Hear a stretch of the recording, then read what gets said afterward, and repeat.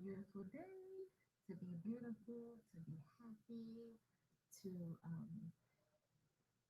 embrace the timing of your life and be open to the possibilities and what the universe is going to attract to you because all you got to do is just keep praying, keep keep filling yourself up, surrounding yourself in those um, appropriate areas and ways that you need alignment to keep you afloat and focused.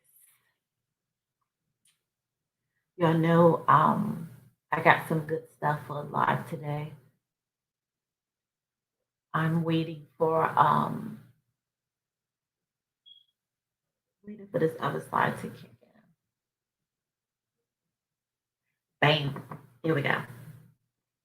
Good morning, guys. It's your girl, Finance Muslima. I am your licensed life insurance agent in the states of Pennsylvania, North Carolina, Georgia, Connecticut. I am your favorite financial coach. I am an author. I'm a speaker. I'm all things mindset and money. I've been on a select a few podcasts over the year. I've been on some panels over the year. I've been at some really dope amazing events over the years in different states. Virtually, I've been a part of some phenomenal events as well. And I'm your all around girl.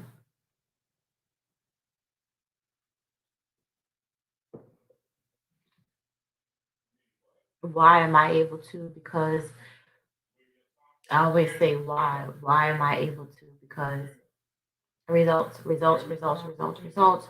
If you're on my private Facebook group, if you are on my Instagram, I post results.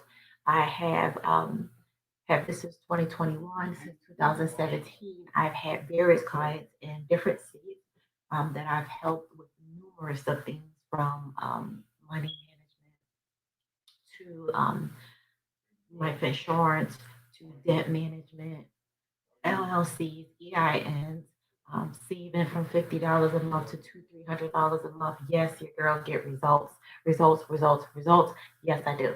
Check my page, check my Facebook, Instagram, check my Instagram, check it, check it, check it. You know, websites, testimonies are on websites, but with the live real deal, you can check all of my page for that, check the numbers. So yes, your girl does have the qualifications and what it takes to do so.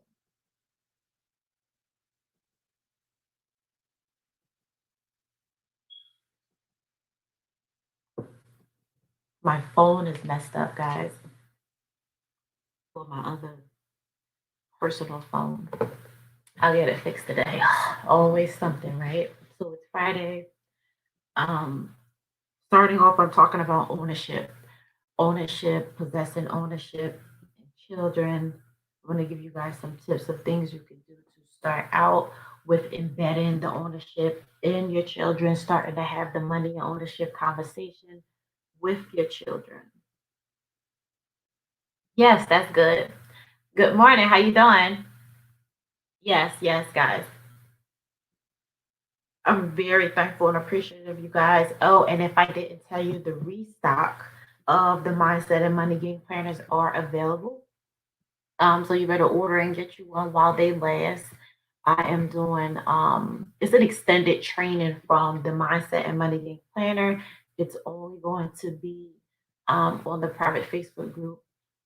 If you don't have a planner, you won't be able to connect or know where we at or what we're going over. And it's 2 to 3 different levels of it, topics and subjects that we're going to go over from the Mindset and Money Planner.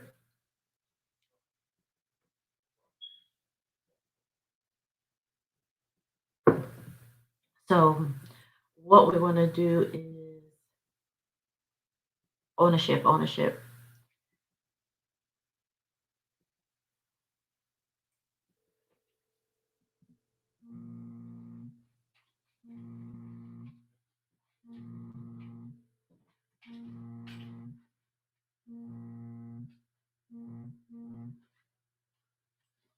You can put the question in the chat and I'll answer it. Yeah, that's fine. I won't personalize it, but if or you can put it in the chat and I'll answer it. Or if it's personal, put it in it, send it to my DM and I'll answer it.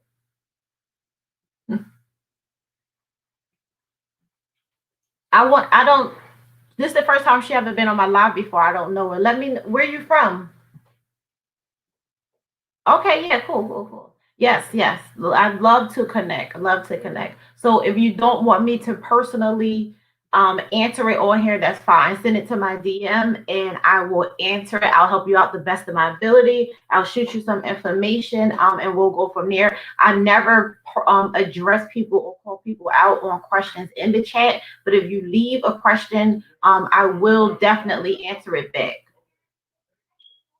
So when it comes to ownership, ownership in children, so we got four different four different things.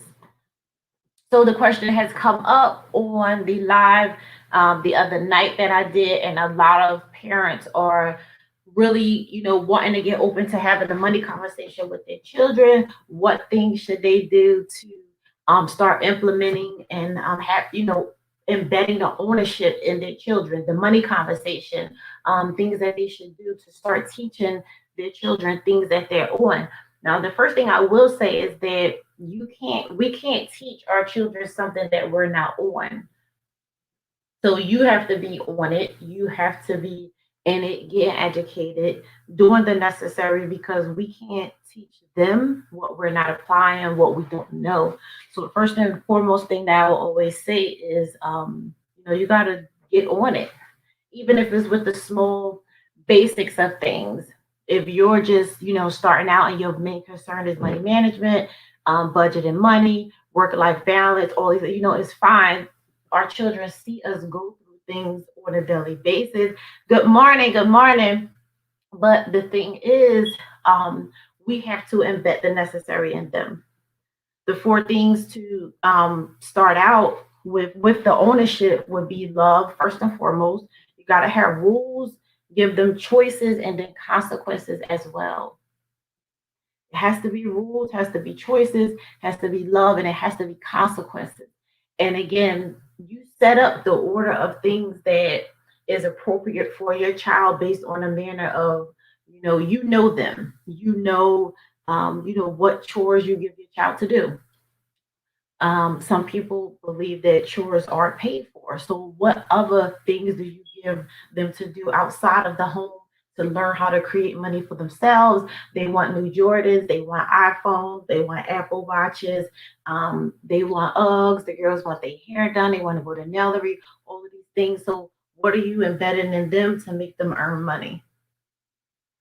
So, it's not just like you wait till your child turns start to get a teenager and you're like, oh, you got to get a summer job. Now it's time to get a job. You got to go work for money. It's fine to know how to work for money, but it starts at a much younger age.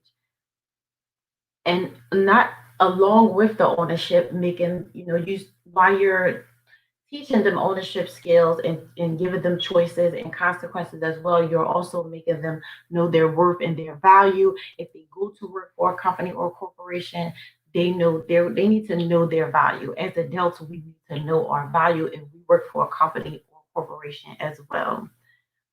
Knowing your value as in, first you have to take it back to what your money story is. What do you know about money? Who taught you about money? What is your story with money? Maybe you grew up in a household where, finances wasn't talked about. A lot of us, our culture, we didn't talk about money at the dinner table. It wasn't a thing, right? So how did you learn about money? Would you just forced to go to college, get a degree, get a job? You went to work, you need money. How did you learn about money?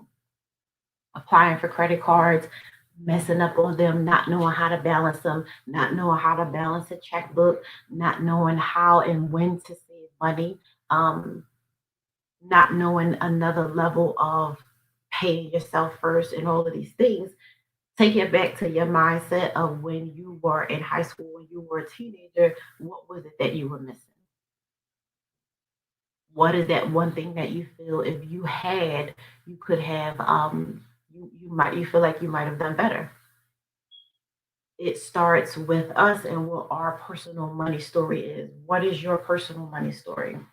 How did you get to a point where you are now? Did we learn through a lot of trial and error? If you did, maybe you don't want your children to learn from trial and error. You would want them to, um, you don't want them to learn from trial and error. You would want them to do more. You would provide the necessary for them. But a lot of times they're not going to listen to it or they're not going to do that. But you still have to put it in, put it out there, put it in the universe, right? Love, rules, choices, and consequences. Maybe sometimes we give our children too many choices.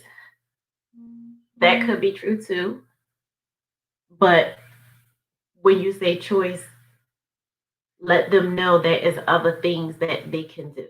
So if you say, okay, so your money story might be you didn't have choices, coming up. You was just like, um, you had to get a job, go to school. That you might didn't have choices in your household. If you didn't have choices in your household, 9 out of 10 you went and wanted to create more choices because you wanted to differ. You wanted more luxurious things in life. You saw other people doing different things. You wanted those things. So how do you help them to create and know that is choices? College is not for everybody. What other choices out there do you tell them they have available?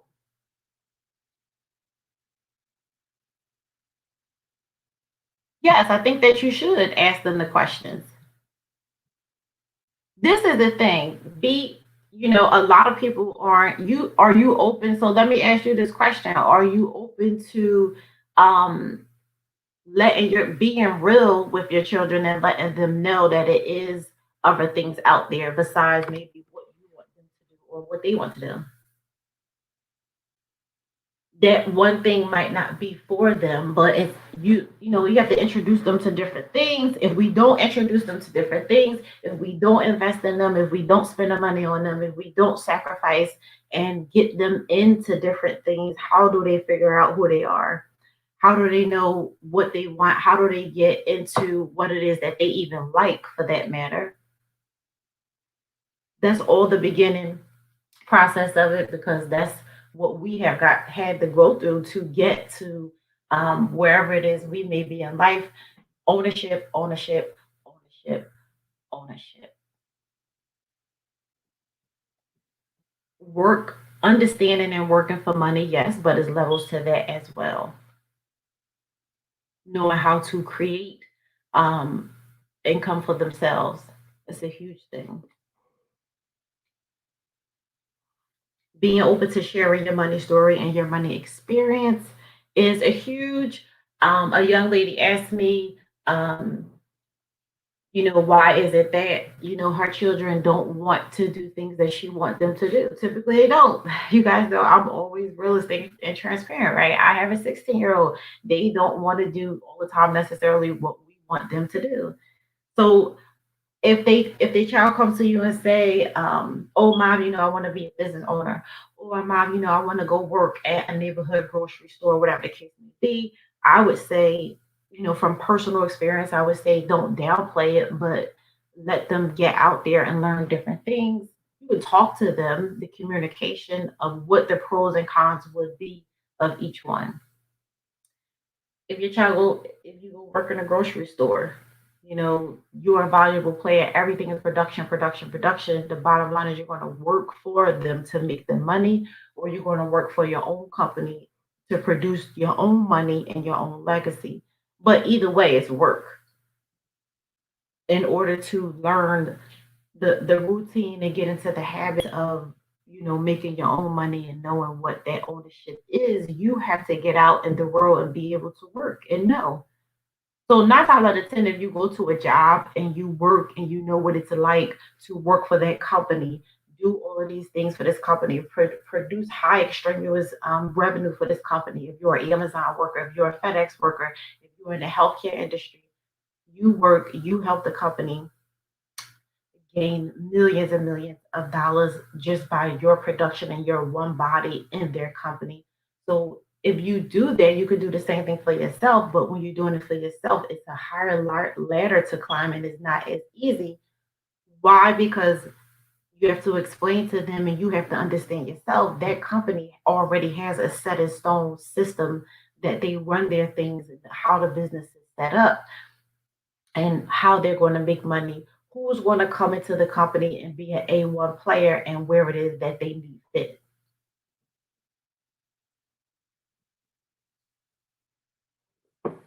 So I would say start off with being realistic about your own personal money experience.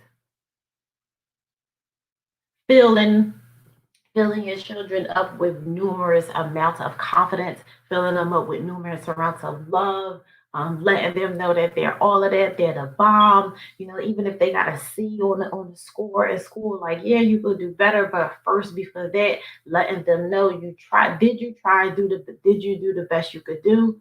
Okay, BM. All right. Well, we need to help get you to get this a little bit better. Good morning.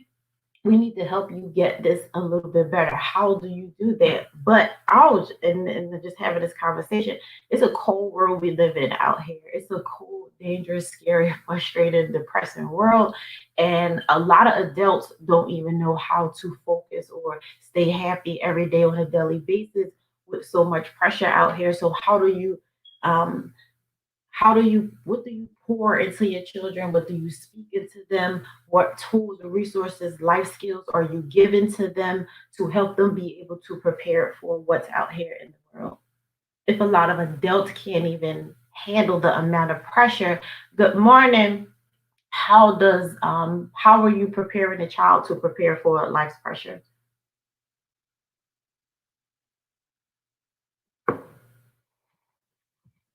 Gotta be ownership, guys. So I have some tips for you guys of things that you can use, along with being realistic about your money story, and then relate those things to, not giving them too much. But at the same time, I feel like coming up, we didn't have, choices. It wasn't that much opportunity. Our parents were really, just grounded and just knew what they knew how to do. It's a new day and age. It's 2021. So at what point do we be realistic? And it's numerous ways to make money out here, numerous ways to help them know and experience what it is, what it feels like to do for themselves and what that can create. I will say from personal experience, being more open with your children. Good morning. Being more open with them and showing them this is the thing. I used to think that it's always tell, talk. We sit down and have these long talks with our children. Oh, you need to do this, you should be doing that, or why don't you do this and all of this, right? When they get to a certain age, it's pretty much about action. So we can't guide them or tell them they should be on this road to ownership or trying to slowly have the conversation if we're not doing it ourselves. That's just the bottom line. They're going to see what they see us wake up doing. They're going to follow the actions they see us doing. If they see us working, you getting them up at a certain time every day, it's about a routine. Get up in the morning, do what you're supposed to do. They see you eat, whatever, head out, go to work. You work a long day, you come home. What do you typically do? They might have sports, and then you come home, you eat dinner, you communicate for a little bit. You might watch a TV show, and for a huge population of the people, that's it. That's their daily life cycle. That's it every day, and especially Monday through Friday. It might be all that you do on a Monday to Friday basis. So I'm going to give you guys some tips that will help you chime in slowly to having the conversation. The first thing would be help them find summer jobs. Summer jobs is a thing that still exists. It's different from, maybe when you were younger, we had different resources. We had Power Center. We would work at the YMCA, we would babysit a neighbor's child or something like that. Or you would do something for a family member and help them out in a type of way to gain things to make money. you don't have to pay your child to do chores. If you're a person that don't think that you should give your child money to do home chores, you feel like that's their responsibility, that's fine. But what other roles or outlets are you giving them to learn how to gain money?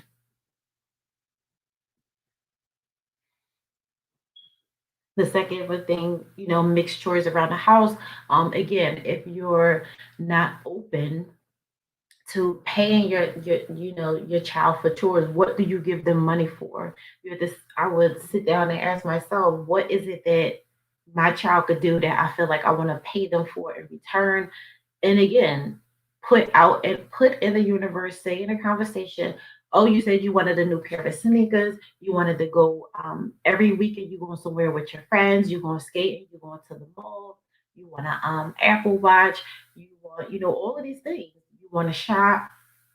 What is it that you're teaching them to do to earn money? Another thing that's a good resource too, when I moved to Charlotte from Philly, I got into doing a lot of research on community stuff. You can literally Google what's in your community or what's in your neighborhood of free activities to do, something to spend a day with them. You can look and see what's going on in a community, and you have to be willing to get them out there. Get them out there is not going to happen in a house. Of course, it's 2021. Good morning. And these children love to stay in the house and watch TV and stuff like that. But if you're not doing it, if you're not enforcing it, then it's not going to happen because at some age you can't just tell them like, oh, well, go outside and do X, Y, Z. You got to do it and take them with you and get them in the groove of those things. I'm planning charity projects. I will say that that's something that we used to do to a certain extent, not all the time, but whatever is going on, again, utilize Google.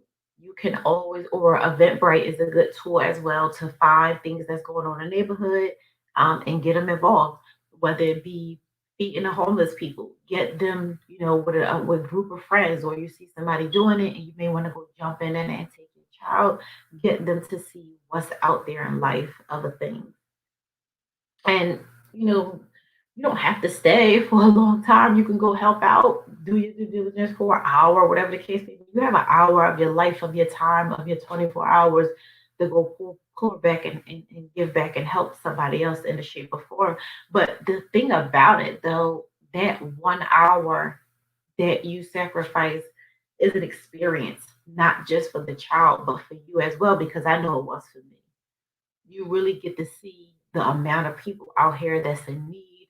Again, whether it be going to lend a helping hand out for the homeless downtown in your area, a neighborhood shelter, um, different things. A lot of things go. You have group homes. You have from children even all the way up to teenagers, even all the way up to adults that's still trying to figure stuff out that need help in some shape or form.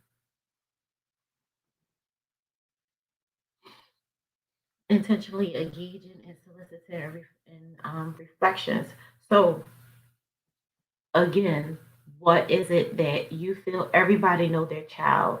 All of you guys are online right now. You know your child. You know what they like. You know what they into. You know what they're willing to do. You know what they're not gonna do. Oh, that's corny. Oh, we don't do this. Especially at a certain age, they like, they hung up on this thing. So you know what it is that's gonna move them. Good morning. Tap in on it, on those things that you feel is going to move them. If they like video games, get them to do things that they have to work for money for video games. GameStop used to be a thing. You know, get them to do things to work for the GameStop money. If you have a lawn, if you are a homeowner, get them to help out. If they don't know how to do it themselves, this the part where it becomes teamwork, and you got to be a team player, because if you know how to do it, this is the perfect opportunity for you to go out there and mow the lawn and let them help you, and they gain the experience. They start to learn what work ethic is and what being productive is, and then it's the experience. And then after that, or along the way, it's a bonding type of situation. You have the conversation of what is the meaning of all of this? What does all of this mean? And about being that, being a team player.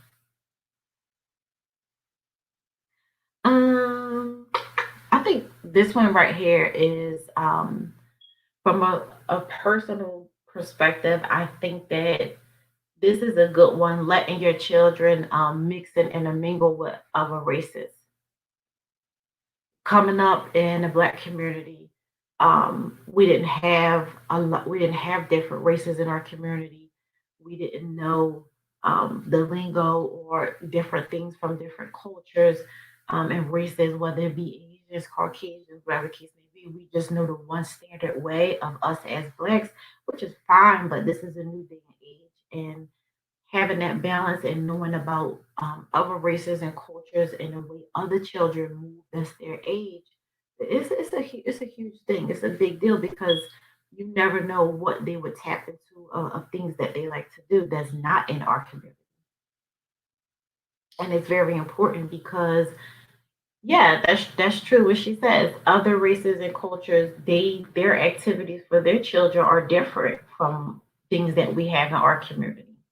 But who's to say that your child wouldn't grasp to that, or that might be something that they like? You never know. That's why you have to be open to exposing it. You have to be open to putting them in that type of environment so that they can grasp it. If you don't have the money and can't afford for private school, all these type of things, to have them, learning different ways of life, that's fine. It's outside school activities or different things you can do to get them um, around other cultures and around other races. Letting them travel is a huge thing.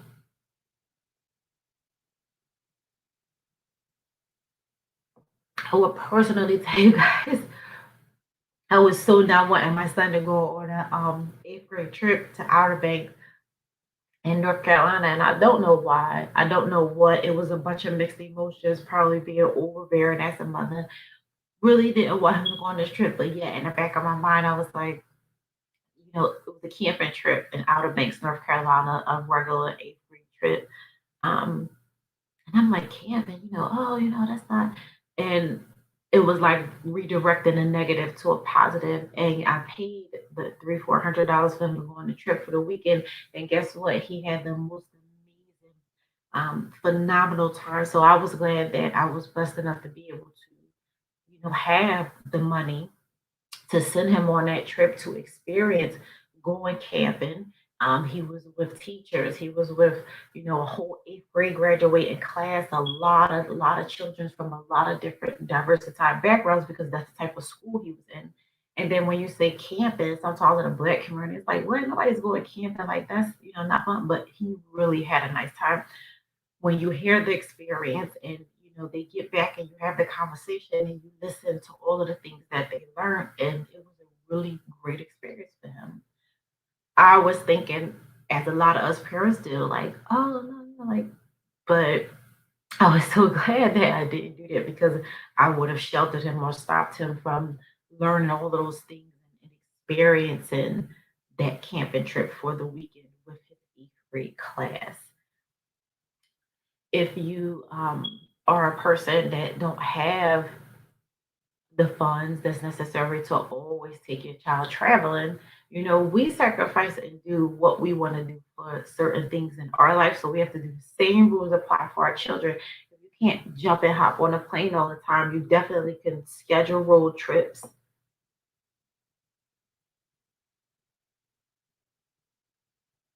You can schedule road trips.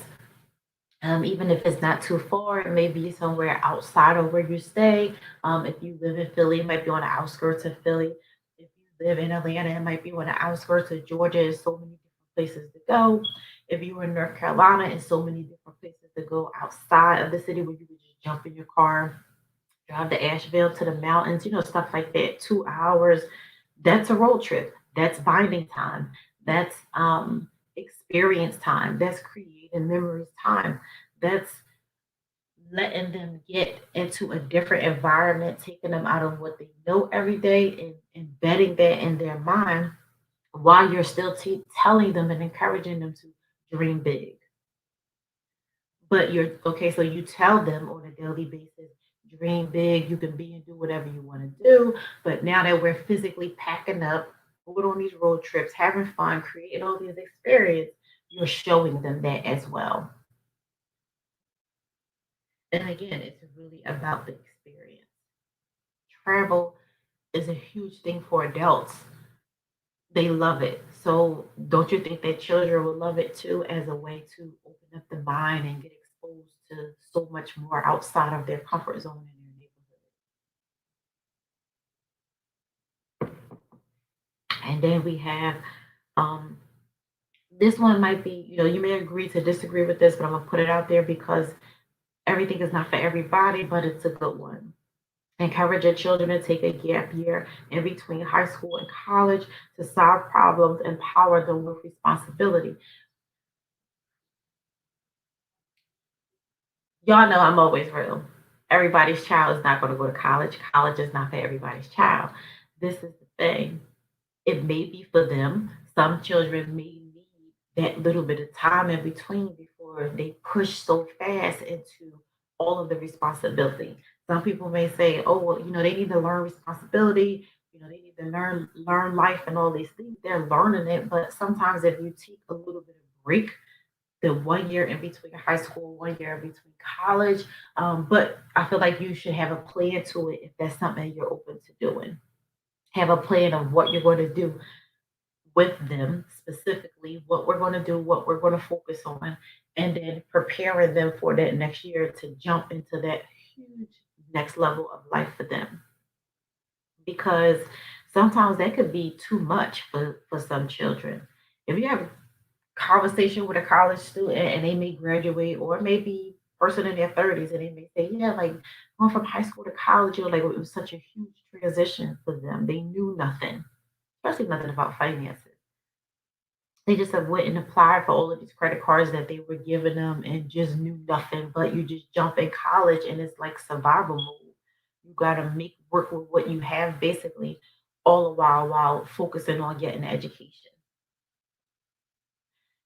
And then get this, look at the huge amount of children who are in college, maybe on a scholarship or maybe just on the wing of help with from family and friends to get in there, but they really don't come from nothing like low poverty, like they really don't have no money. And they're really just in there, trying to make way for his mother, their mother that, they seem struggle so bad, like, oh, I gotta go to college or perfect example. You have a lot of young guys that's in the NBA. They come from various different neighborhoods, New Orleans, whatever the case may be, Tennessee, Texas. They come from rural, low poverty um, areas, but they have this one skillful thing that they know how to do, right? So they get a full scholarship ride on their skill of knowing how to play basketball. When they get into college, their whole thing is mom struggling. Mom got other little kids. I got sisters and brothers. I need to be able to help my mom. That is the kid right there that you should be out of the way of. Why? Because his whole motive for being there is way different than anybody else's. His motive for being there is to help out his mother that he sees struggling every day. He knows what it is that he's doing there. That's a different situation from a child who's coming out of high school and you're like, oh, you have to go to college, you have to do this. But meanwhile, we never expose them to no responsibility or ownership or even what that looks like. And finding them mentors. We talked about this one time before, and the young lady was saying that single moms, like, not having the man in the household and she's doing so much by herself. A lot of times, whether it be a son or daughter, they don't really listen. They don't do what they're supposed to do. But sometimes you find them a mentor, somebody outside that's amongst their peers where they're more where they can relate to them more. That might really work for them.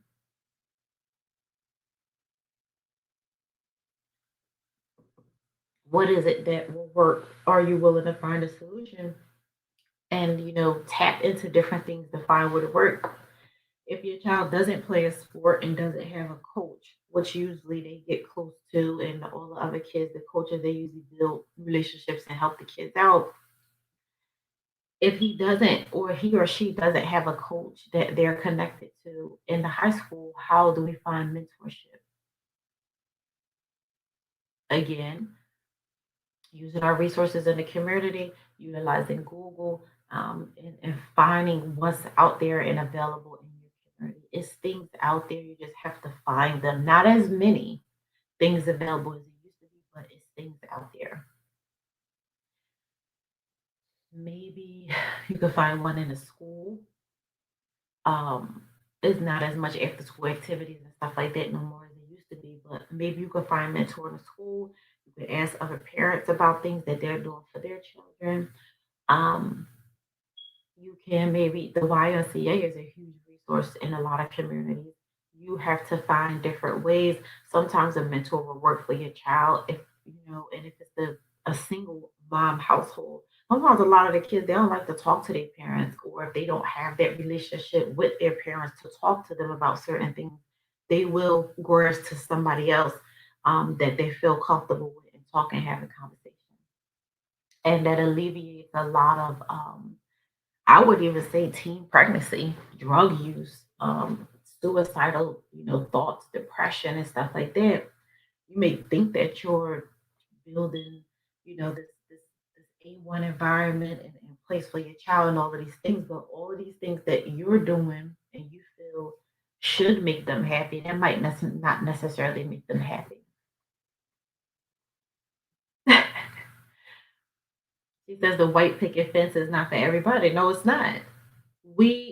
Some parents may feel like the white picket fence and, oh, we're business owners. We don't want for nothing. My child got everything. You parents may feel like that's everything. That's everything that they want, but it might not be everything necessarily that makes the child happy. A lot of times it be things missing. That's not really what fills them up. That may be your goal of purchasing a white, white white fits house and having a husband, having kids, and all of these things, and you're like, oh, you feel like you're doing really well. That might be the adult goal, but it might not be necessarily what makes the child happy.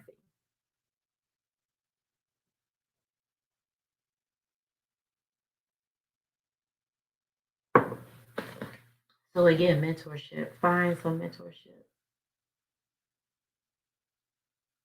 And again, I want to tell you guys, if you're not um, locked in on the YouTube channel, the YouTube channel has been up for some time.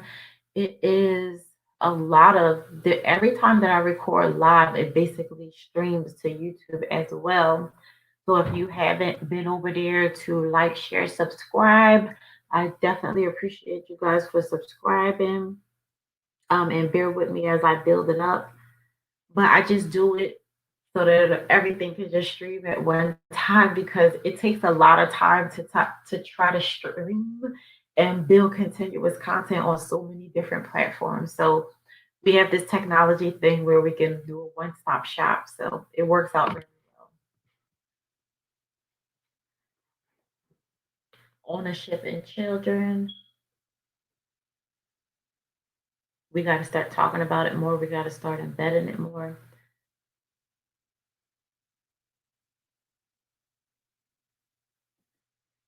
It's never going to be that one perfect thing or that one perfect scenario where you're like, oh, this is it, this is going to with children, just like with us with coming up, you had to find various different things. You had to do various different things. You had to get yourself out there. You had to get your hands into that different stuff, learn different stuff, find out. That's the way of finding out what it is for them.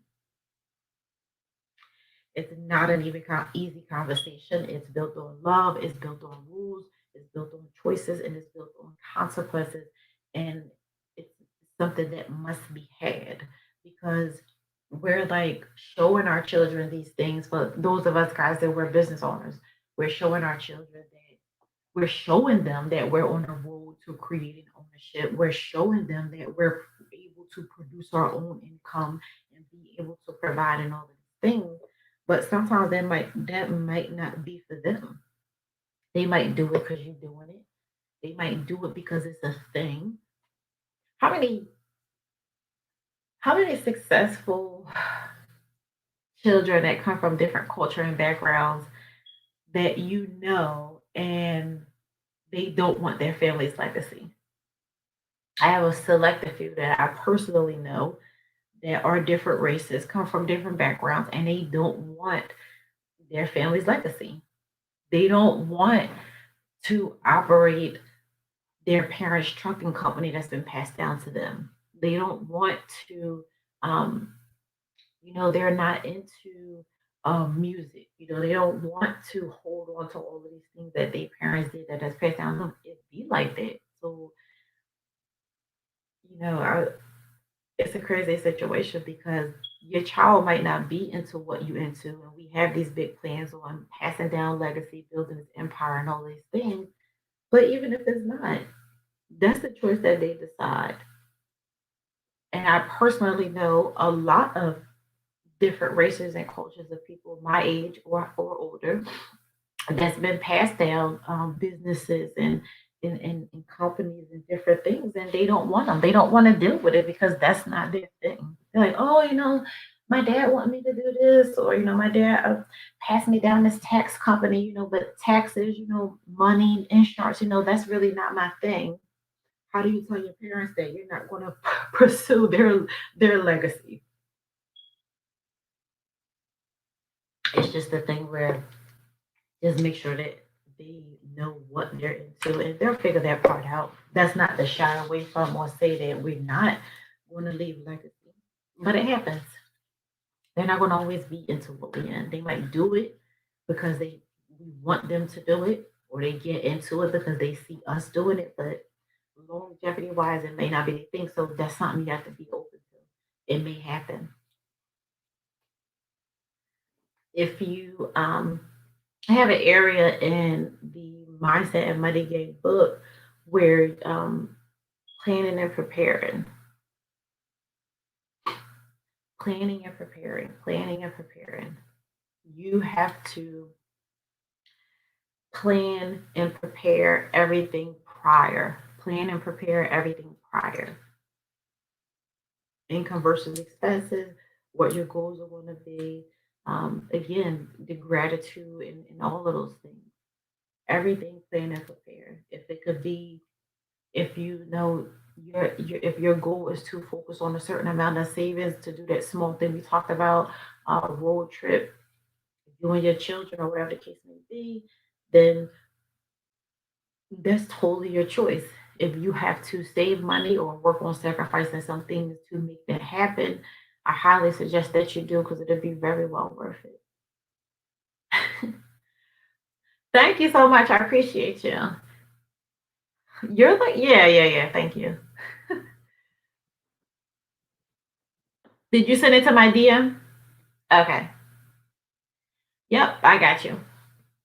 Thank you so much for always tapping in when I'm online in the morning. And really, it's 10 o'clock. I'm late. I'm usually on at about 8 something. I'm late today. But thank you so much. You guys are always so very, very, very supportive. I see a couple of you guys online that really been rocking with me for a long time. Like really a lot of my followers from Philly. And I'm gonna say, like, guys, that's 10 years. Like, it's a very long time. I appreciate you guys. All you guys have bought books from me. You have been tapped in one shape or form, whether it was buying cupcakes or, sharing one of my posts or, just sending me random DMs of people that you may know that need my help. It's highly appreciated. I do recognize you and I'm so connected that I do know who people are. I do know my supporters. Um, Thankful to all you guys that purchase things off the website, whether it be a free download or anything I have. You guys always screenshot and take pictures and share them to me in your stories. I'm very appreciative of that because guess what? That small things like that will help small business owners because the more people see that other people are buying into me and believe that I bring and add value, then the more other people are going to do it. and not really basing it upon popularity or followers and all of those things, but really basing it on like, wow, I really, that money management guide that you created, like you give a lot of valuable stuff out for free. It really helped me, whatever shape or form. And I always tell you guys to let me know how it helps. Give me some reviews. Let me know what you want. And when I come on live, it's always on topics of what you guys want. We talk about children and ownership today because it was one of the things that's on the list of what you guys wanted. So I hope that it was helpful. It is late past my time. I'm usually on super early. We have been on for a while today. Again, I will the lives are always up on YouTube. Those of you that are in the private Facebook group, I'm going to tap in later on and check in on where we're at with the 8 week money challenge. I know we had a couple of young ladies that said that they prepared their money box along with me, and I was super excited about that because I was glad that this is going to be really dope in the end, and I'm going to give away the $50 to whoever really does it and pull through. And it's all about making this money experience conversation fun. It's not boring when it comes to saving money, especially, when you have an ulterior motive. So just making it fun and putting that twist on it.